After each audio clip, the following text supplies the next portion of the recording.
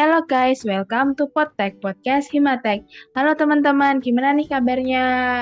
Masih semangat kuliah nggak nih? Sekarang kan udah masuk minggu ke-10 ya, udah melewati UTS. Gimana nih kabarnya UTS kemarin? Aman-aman aja atau gimana nih? Semangat ya teman-teman, masih ada kurang sekitar 6 minggu lagi sampai UAS. Nah, di kesempatan kali ini, Podtech udah kedatangan narasumber spesial. Ada teman-teman staf magang dari Himpunan Mahasiswa Teknik Kimia. Ada Nur Anissa, ada Delta, sama ada Dea. Ini sebelum kita tanya-tanya nih, kan ada pepatah tak kenal maka tak sayang. Mungkin teman-teman dari staf magang ini bisa kenalan dulu satu-satu, mulai dari Anissa, terus ke Dea, terus ke Delta. Oke, halo semuanya. Kenalin, nama aku Nur Anissa Maulida dari Tekim Angkatan 21. Aku di sini sebagai staf Ma dari Departemen MIBA atau Minat Bakat. Halo Anissa, lanjut nih Delta bisa kenalan. Oke, halo semuanya. Kenalin, aku Delta. Aku dari staf magang Departemen PKSDM. Salam kenal semuanya. Salam kenal juga Delta. Lanjut nih ke Dea. Oke, halo semuanya. Kenalin, aku Nadia Chandra Harjo, bisa dipanggil Dea. Di sini aku sebagai staf magang Departemen KWU. Halo Dea, makasih ya teman-teman staf magang ini. Ini buat mempersingkat waktu, langsung masuk aja ya ke pertanyaannya. Ini sebelum kalian daftar staf magang itu, alasan kalian daftar staf magang itu apa ya? Mungkin bisa dari Delta dulu nih yang jawab. Oke, Kak. Kalau alasan sih sebenarnya pertama-tama pastinya dapat info lebih dulu sih. Kan pastinya juga di-upload nih di official Instagram Himatek kan ya. Nah, dari situ kan tahu nih, wah ada Oprek Stafma nih, kayaknya seru sih gitu kan. Terus nanya teman-teman, kalian dia mau join nggak sih, kayak gitu kan. Terus ternyata ada juga nih dari teman-teman yang join. Nah, akhirnya dari situ pengen coba lah istilahnya, siapa tahu keterima juga gitu kan. Pastinya kan ini kan ranah baru gitu ya, pengalaman baru juga pastinya. Soalnya kan di SMA kan belum ada ya Kak himpunan kayak gini. Mungkin masih organisasi yang kayak gitulah di SMA, beda pastinya ya kan ya.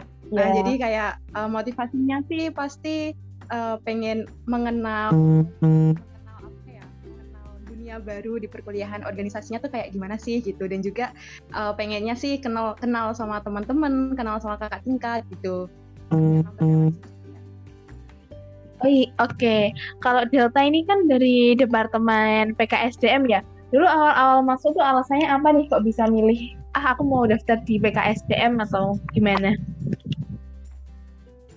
Kalau yang pertama sih pasti cari tahu dulu ya, kan ada kayak apa ya kemarin, kenalan staf spesialisasi kan ya.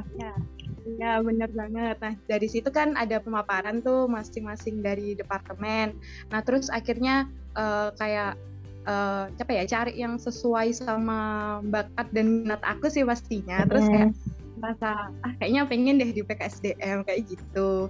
Yang pastinya karena emang ada beberapa UKM tuh aku masuk di PSDM gitu Kak. Jadi kayak bisa nih kayaknya ningkatin skill lagi di PSDM lewat Stafma Himatek ini gitu. Waduh, keren ya Delta ini. Mungkin lanjut ke Anissa deh. Alasannya ikut daftar staf magang ini apa? Oke Kak, aku ikut staf magang ini tuh karena ingin ngembangin fantasi aku, karena aku itu orangnya ke zona nyaman gitu, jadi stuck di situ aja, nggak mau keluar dari zona nyamanku gitu. Terus habis itu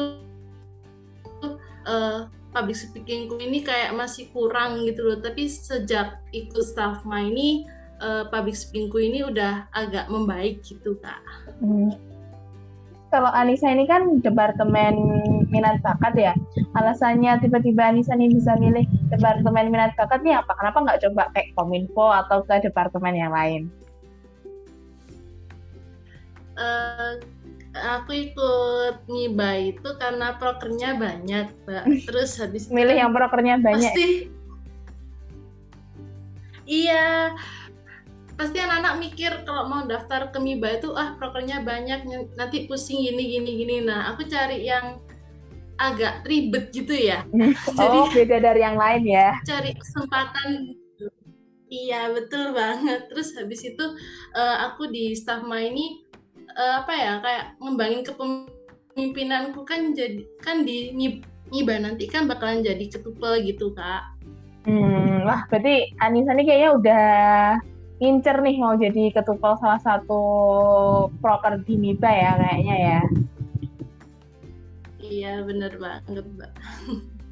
Oke, lanjut. Kalau Dea ini alasannya daftar staf magang apa nih? Oke, jadi pertama sih alasannya pertama banget ya Kak. Alasannya tuh karena diajak sama Delta gitu-gitu, diajak sama teman-teman yang lain yang udah daftar staf magang duluan. Awalnya belum minat, cuma lama-kelamaan kayak semakin terpacu gitu buat ikut organisasi biar agak menyibukkan diri gitu Kak. Terus sama-sama pingin mengenal hal baru, mendapat informasi-informasi terbaru juga, terus kenal-kenal sama teman-teman tuh lebih deket gitu dari himpunan ini. Selain sama teman-teman seangkatan juga lebih dekat sama kating-kating juga kan Kak gitu. Oke, kalau Dea ini kan dari Departemen KWU kan ya, stafmanya KWU. Ini ada alasan khusus nggak nih kok tiba-tiba milih KWU? Emang karena Dea ini punya sebuah kewirausahaan yang tinggi atau ada alasan lain nih? Bener banget Kak, jadi aku sendiri itu emang suka tentang hal-hal yang bersangkutan sama kewirausahaan, mulai dari jualan, terus memasarkan produk-produk, itu kayak suka aja, terus kayak enjoy ngejalaninnya. Jadi masuk ke Departemen KWU sendiri itu karena suka aja, terus lihat proker-prokernya juga lumayan menarik, jadi kayak ya udah masuk KWU aja gitu.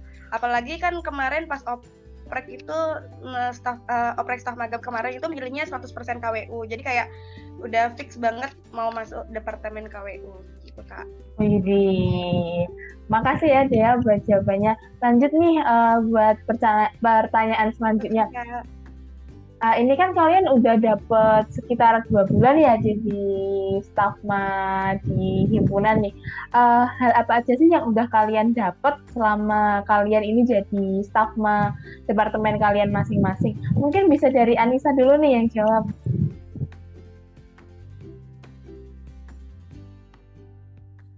Oke, jadi sejak 2 bulan ini tadi tadi udah bahas potensi aku udah membaik kan Kak, itu kayak udah membaik gitu ya, walaupun masih agak grogi gitu. Terus habis itu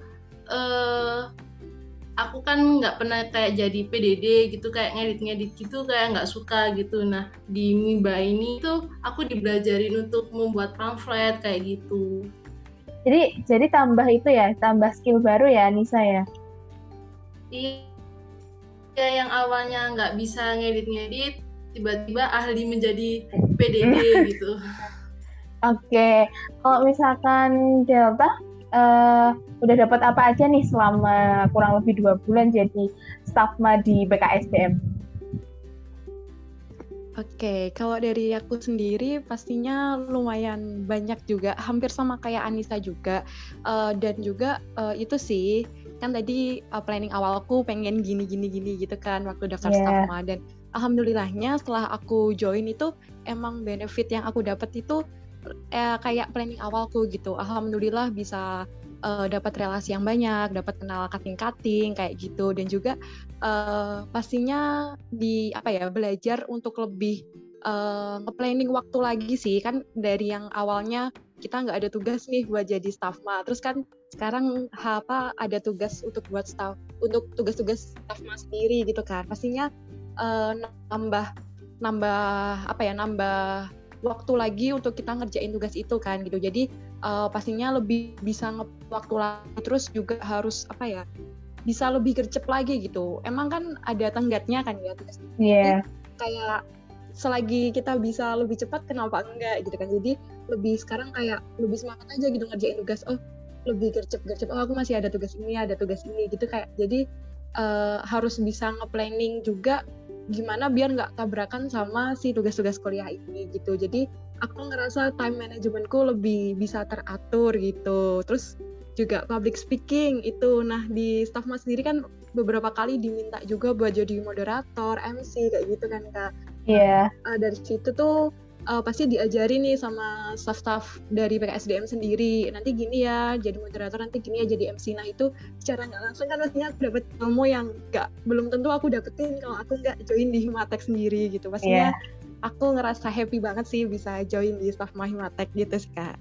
Jadi makasih nih Delta buat testimoninya. Lanjut nih ke Dea nih. Dea udah dapet apa aja nih kira-kira selama kurang lebih 2 bulan jadi Staffma di Departemen KWU? Oke, jadi alhamdulillah ya selama 2 bulan jadi Staffma di himpunan sendiri itu banyak banget ya Kak. Pertama kayak dari cara memanage uang, gimana caranya kita nyualin produk kita ke teman-teman biar teman-teman tertarik sama produk yang kita jual. Contohnya kayak buku TRK kemarin. Buku TRK kemarin itu kan lumayan banyak ternyata yang beli dari banyak dari angkatan sendiri ya Kak. Nah itu juga lumayan jadi PR gitu loh buat nanti ke depannya penjualan produk lainnya dari Departemen KWU sendiri. Nah sama banget kayak Anissa sama Delta tadi, gara-gara masuk ke Staffma himpunan tuh kita jadi bisa memanage waktu kita bagi waktu antara rapat, tugas kuliah sama hal-hal lainnya gitu Kak. Jadi biar nggak bertabrakan. Terus di sini juga kan saya megang proker jaket teknik angkatan 2022. Dari situ saya juga dapat hal baru kayak belajar gimana cara ngatur jaket itu biar kayak sesuai dengan data. Habis itu megang uang yang cukup besar gitu, biar ada tanggung jawab Kak. Terus pokoknya banyak banget hal yang saya dapat selama saya masuk ke dalam Staffma himpunan ini Kak. Oke, makasih nih Dea. Jadi dari jawaban teman-teman ini bisa aku simpulin ya, 3 benefit utamanya tuh ada kita belajar time management, habis itu kita belajar public speaking, sama kita ini belajar buat sungguh-sungguh buat ngejalanin proker itu. Terus tadi ini kan Delta nih kayaknya sempet bilang nih kalau di Staffma ini ada tugas-tugas. Nah, boleh nggak nih dari teman-teman spill nih kemarin dapat tugas-tugas apa aja selama jadi Staffma di himpunan? Mungkin bisa dari siapa dulu ya? Dea dulu deh.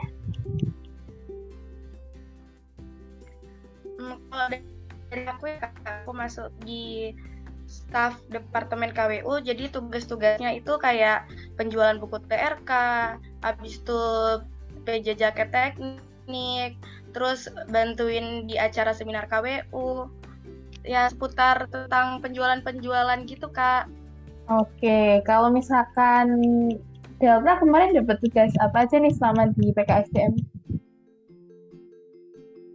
Oke, kalau dari aku sendiri kemarin itu karena di departemenku ada 2 Staffma ya, jadi kayak ada bagiannya sendiri gitu kan. Kalau dari aku sendiri itu kebagian untuk bantu di proker space yang sharing panel about chemical engineering gitu. Jadi di situ tuh kayak kita harus cari narasumber dari kakak tingkat gitu buat bahas seputar permasalahan di chemical engineering sendiri gitu. Kayak kemarin tuh ada sharing penelitian, sharing kerja praktik, terus kemudian yang terakhir kemarin ada sharing MPKM gitu.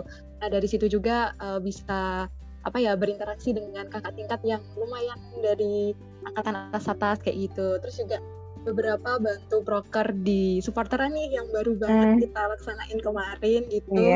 Dan happy banget sih pastinya untuk join di beberapa tugas-tugas Staffma ini, soalnya secara nggak langsung juga tahu menahu nih tentang proker-proker di PKSDM gitu.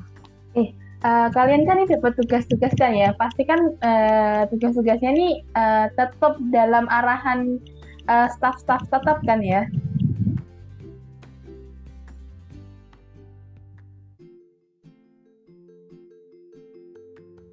Oke deh, lanjut ke Anissa coba nih. Anissa, spill dong kemarin di MIPA nih dapat tugas apa aja? Karena MIBA sendiri mempunyai proker yang banyak, untungnya staf magangnya ada 2 ya Mbak. Jadi aku kedapatan untuk ngingetin teman-teman angkatan 21 untuk ngumpulin PKM itu, terus habis itu jadi humasnya Alchemy, kayak ngehubungin sekolah gitu untuk ada lomba gitu. Terus habis itu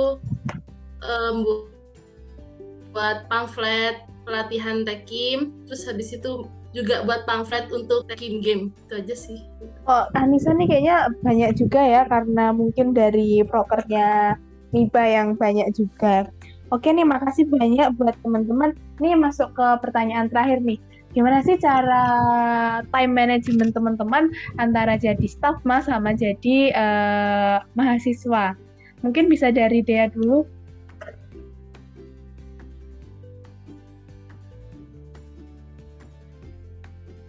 Oke, kalau dari aku sih ya paling utama sih gini Kak. Misalnya ada tugas kuliah sama tugas dari staff, tugas dari himpunan sendiri gitu kan. Jadi aku dahuluin dulu tugas kuliahku, aku selesaiin dulu.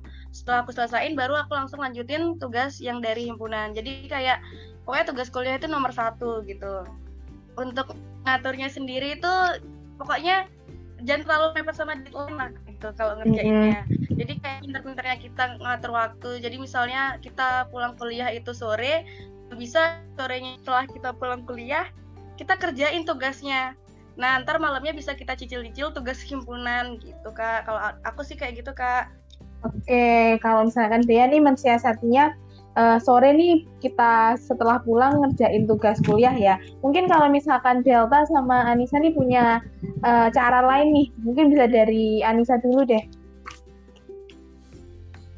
Oke Mbak, kalau aku sih bersama ya kayak dia, tapi aku tanya dulu ke Mbak Masnya itu DL buat tugas prokernya ini kapan gitu. Kalau semisal DL-nya itu masih panjang, itu